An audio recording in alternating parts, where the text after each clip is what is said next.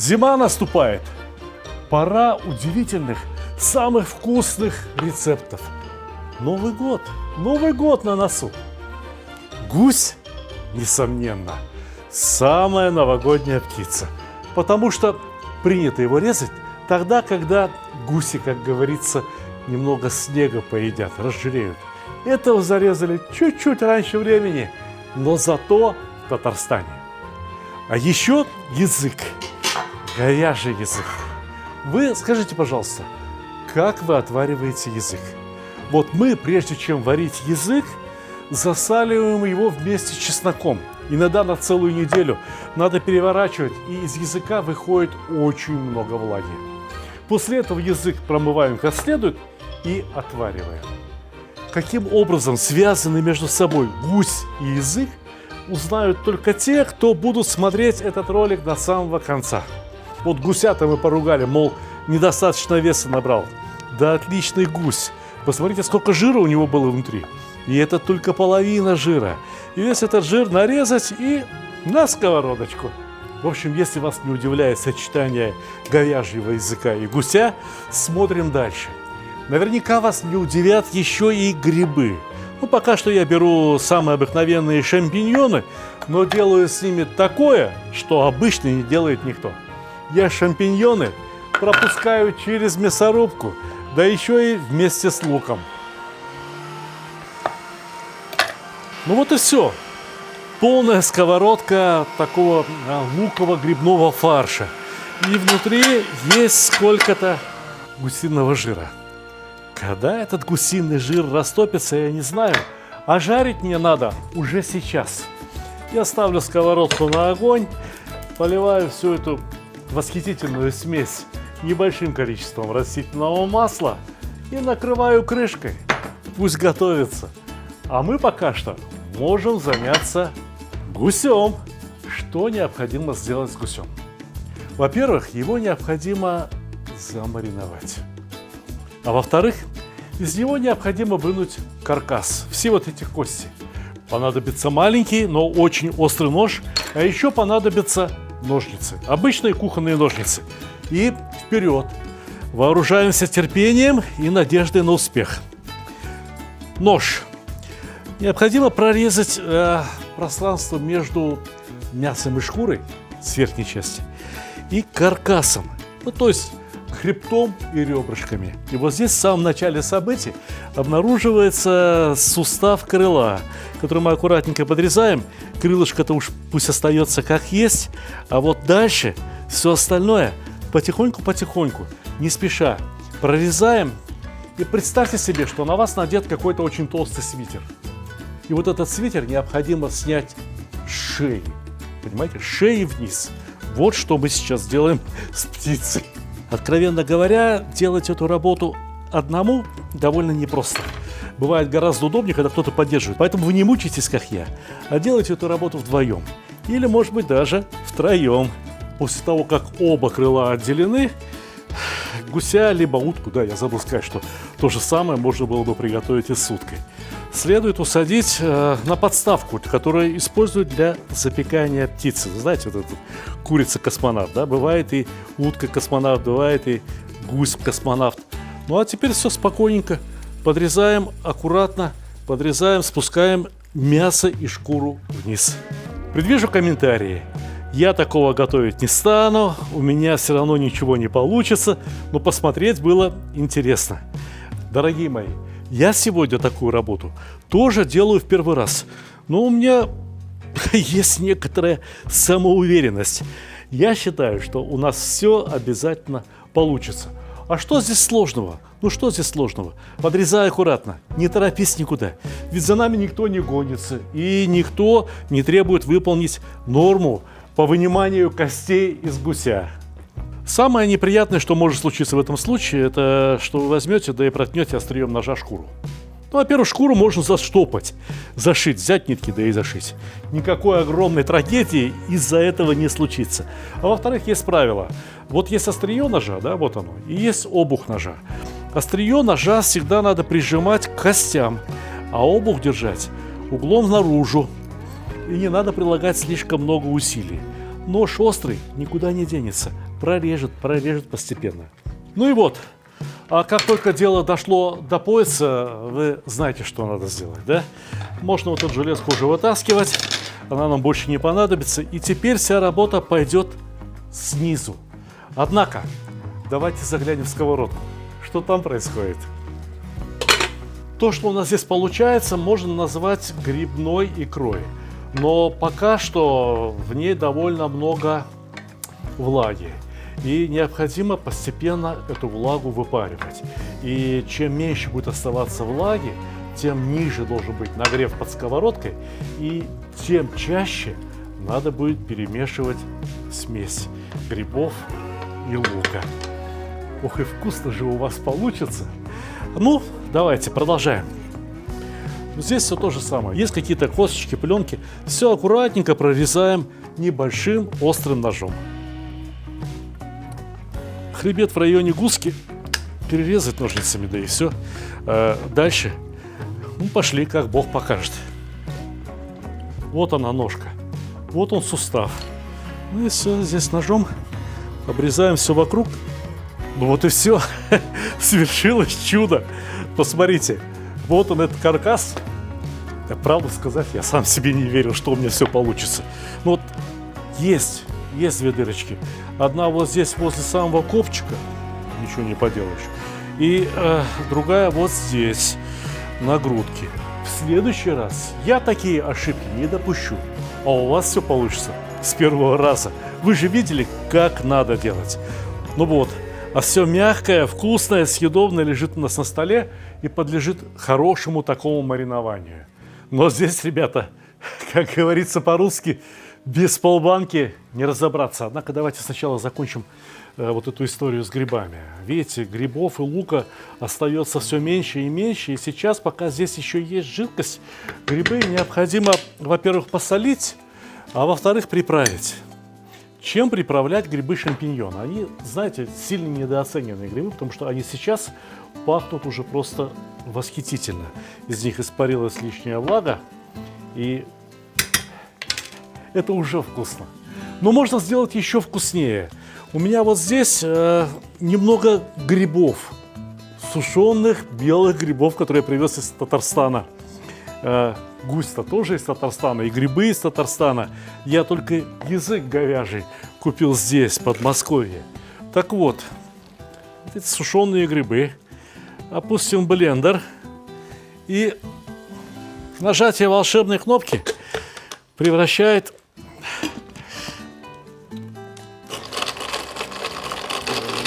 грибы в удивительный порошок, но не тот, о котором подумали некоторые. А ну-ка.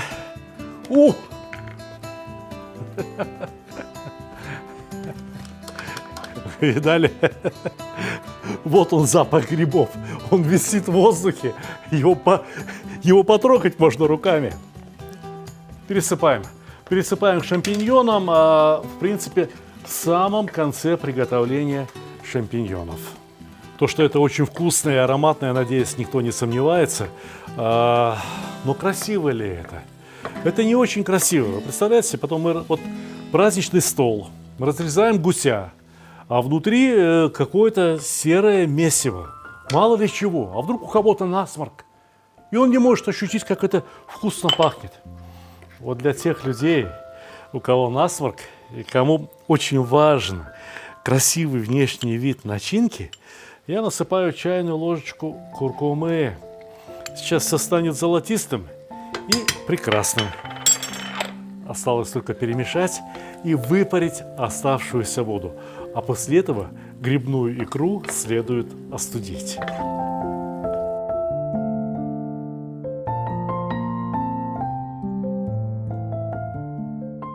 Грибная икра вышла буквально замечательно, и уже можно, наверное, даже остановить огонь. Этого достаточно. Но, понимаете, она вот не держится вместе, она рассыпается. Что может придать клейкость вот этой грибной икре? Сухари. Кстати, при помощи сухарей мы еще и добудем немного грибного аромата. Видите, ну не мыть же все это в конце концов. Это все пахнет грибами. Так вот, Ну, не совсем уж до состояния муки, но так вот достаточно мелкие сухари. Пересыпаем их прямо сюда, в сковородочку. И грибной икре надо дать остыть. После того, как она остынет, необходимо будет добавить в нее несколько яиц. Вот они, пока что сырые. И вот такая масса послужит отличной начинкой для вот этого великолепного гуся. Знаете, что сейчас будет происходить? Ну, вот эти крошки от сухарей, они постепенно впитают в себя всю оставшуюся влагу. И, кроме того, попробуйте размочить сухари в яйцах. Это самая липкая масса, которую только я знаю. Мы потом этой самой массой и выможем изнутри гуся. Но сейчас необходимо засолить гуся. Засолить, замариновать точно так же, как у нас замаринован язык. К языку мы еще вернемся. А пока что берем ложку и 2 ложки соли, не меньше, на этого гуся. Насыпаем 1 ложку вот сюда. Гуся в гастроемкость. Немного соли вовнутрь. Может быть, чуть больше пол-ложки. Но это еще не все. Сколько-то соли сверху. Ну и теперь самое интересное. Водочка. Потому что гусь будет солиться при комнатной температуре. Хотите получить гуся за башком? Не нужна водочка. Если хотите получить гуся очень вкусного, хорошо просоленного и, самое главное, быстро просоленного, необходима водка, либо бренди. Берите водку хорошую, не жалейте, не экономьте в этом случае, потому что гусь с запахом сивуки вряд ли кому-нибудь понравится. Черный перец с этой стороны, с той стороны. И все, и пусть маринуется, пусть лежит в буквальном смысле слова до завтра. Что еще нам надо будет сделать до завтра? До завтра необходимо будет отварить язык. Вы когда-нибудь варили язык? Разумеется, вот этот язык необходимо будет промыть от чеснока, от лишней соли и после этого варить как обычно. Из него выйдет еще больше жидкости. Но если варить язык как обычно, он обычно скручивается в кольцо. Ну таково свойство языка. Знаете, что надо сделать, чтобы у вас не получился круглый язык? Ну вы же уже догадываетесь, да, что этот язык пойдет внутрь гуся. Ну как вы засунете вот этот язык колесом в гуся? Язык необходимо проткнуть деревянными спицами, деревянными шпажками для шашлыка. И найти какую-то посудину, в которой сварить его вот таким ровным путем. Ну все. До завтра. Посмотрите пока что рекламу.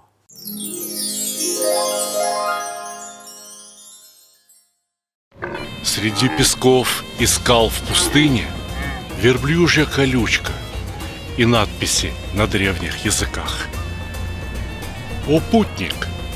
Среди безжизненных скал найдешь ты расщелину. Входи в нее смело, там ждет прохлада. В глубине расщелины таинственный сад.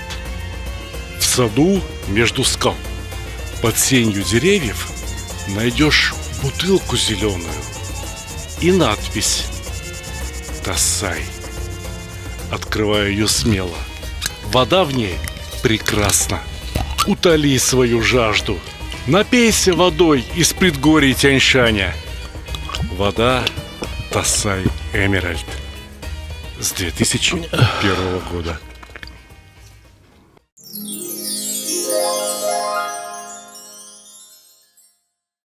Доброе утро! Гусь замаринован, дырочки заштопаны. Грибная икра остыла и готова как нельзя лучше. Хотите попробовать? Это невероятно вкусно. Язык. Помните, я говорил вам, что для того, чтобы сварить язык и для того, чтобы он не загнулся, его хорошо бы проткнуть спицей.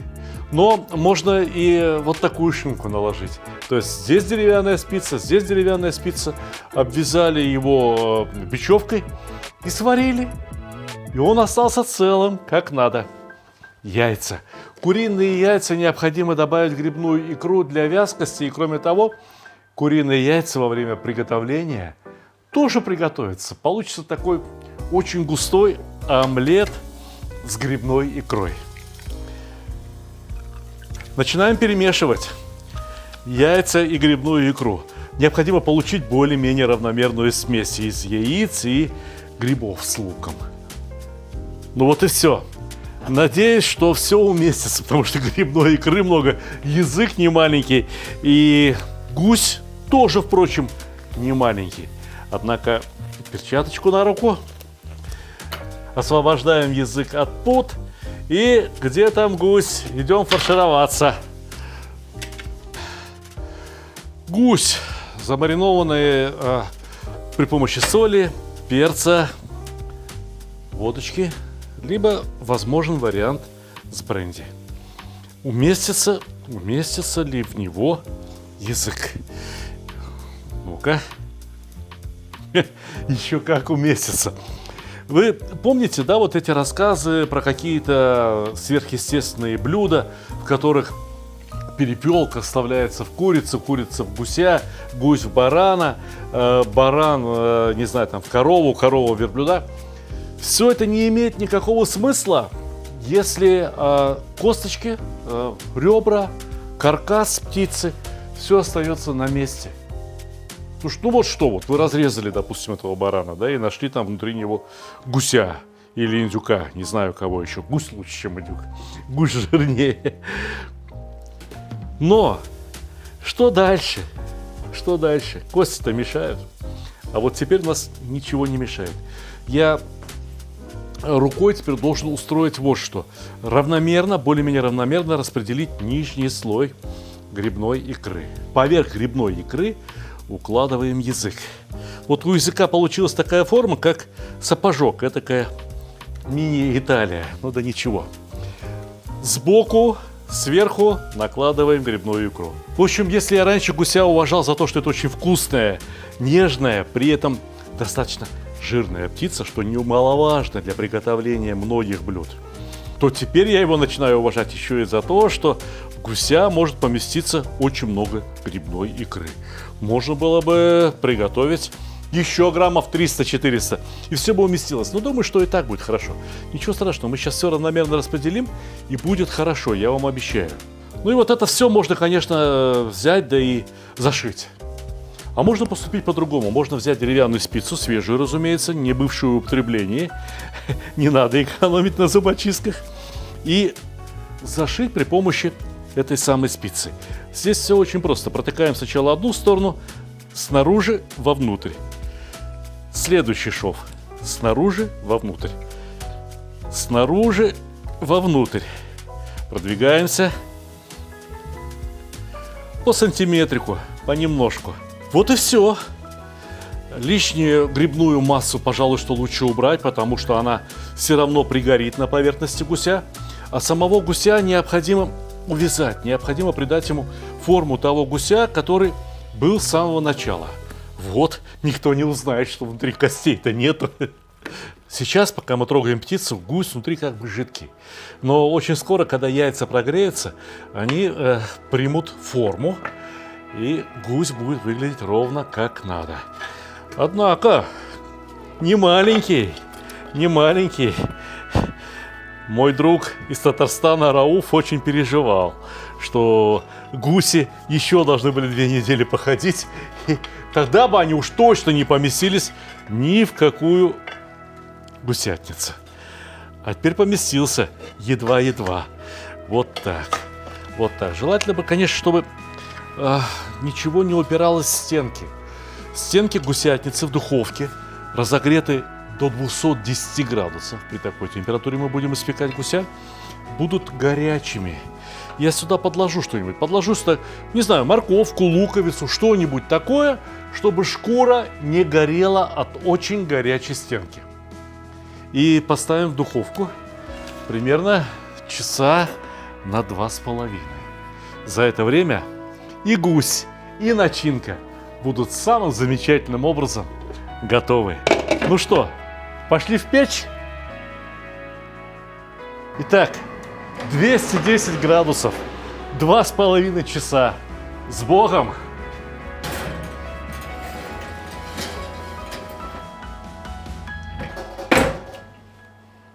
Два с лишним часа томительного ожидания. И вот, Мусик, скоро ли гусик? Гусь готов. Один большой вопрос. Как переложить этого гуся на блюдо? Или вот для разделки на доску? Сейчас что-нибудь придумаем. Осторожненько, аккуратненько, чтобы не повредить результат дорогой и сложной работы. Ой, батюшки ты мой светлый. Вы знаете, сколько здесь жира натекло? И вот этот жир, вне всякого сомнения, необходимо собрать, тщательно перелить и, может быть, при необходимости отфильтровать. Пригодится, очень пригодится. Да вот просто картошечку пожарить на гусином жиру. Пробовали?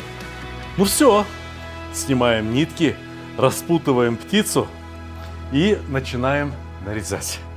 Отрезаем гусиные лапки, точнее, крылышки. О. Вы только полюбуйтесь, вы только поглядите. Не красота, а? Ну, красота же. Истинно говорю вам, красота. Второе крылышко. Ну и разрезаем. Не все же любоваться этим произведением кулинарного искусства. Надо же попробовать, а? Я хочу вам посоветовать, дорогие друзья. Обязательно и неуклонно соблюдайте правила кулинарии. Вот такому гусю следовало дать постоять, остыть. Он постоит и хуже от этого не станет. Он слегка остынет, но после этого и резаться будет отлично. Хотя и так, вот посмотрите, как он нарезается. Посмотрите. Вот это все, вот эти все непонятные куски я оставлю себе на пробу. Ну а сюда, на блюдо, выложу кусочки языка, пропитанного грибным вкусом. Пробовали когда-нибудь язык, пропитанный грибами? Вот сегодня у нас это на столе. И разложу здесь кусочки грудки. Они выглядят просто замечательно. Я надеюсь, никто со мной спорить не будет. И еще хочу вам одно сказать. Транширование, то есть разделка птицы, разделка рыбы, вот непосредственно на столе, как это бывает красиво в ресторанах, знаете, приходит там такой дяденька во фраке и красиво нарезает то, что приготовил повар. Да, ему все аплодируют, хотя не совсем понятно за что. Это отдельный вид искусства. Понимаете? Мое искусство, как, впрочем, и ваше, я уверен, должно состоять в том, чтобы уметь приготовить в первую очередь вкусно, от всей души, чтобы подавать эту еду родным и близким с хорошим и, можно сказать, даже великолепным настроением. Ох, ну кто вот это все будет доедать, а? Кто вот это все будет доедать? Не знаю. Вот гарнир, вот гусь, вот грибная икра, и мне осталось только сказать вам приятного аппетита, дорогие друзья!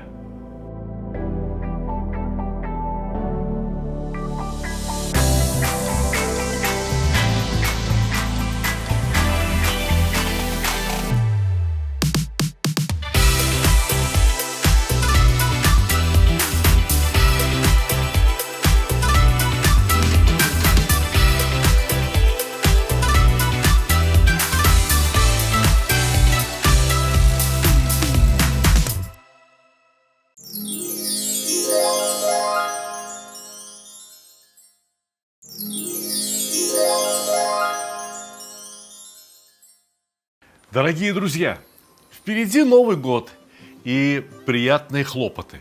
Но даже от приятных хлопот я готов вас избавить. Посмотрите, в моем магазине stalik.ru продается целых 8 больших кулинарных книг. Есть еще и 5 маленьких, но дело не в этом.